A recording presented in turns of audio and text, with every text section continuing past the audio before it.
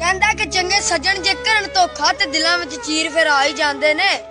ਜਿਸ ਗਲੀ ਚ ਮੀਰਾਂ ਦਾ ਗੁਜ਼ਰ ਹੋਵੇ ਉਸ ਗਲੀ ਵਿੱਚ ਫਕੀਰ ਵੀ ਤੇ ਆ ਹੀ ਜਾਂਦੇ ਨੇ।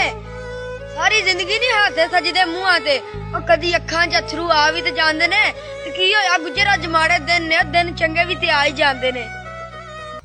ਅੱਲਾ ਫੁੱਟ ਜਾ ਪੰਛੀਆ ਦੇਸ ਦਿਆ, ਜਾਵੀਂ ਦੇਸ ਮੁਲਕ ਪੰਜਾਬ ਅੰਦਰ,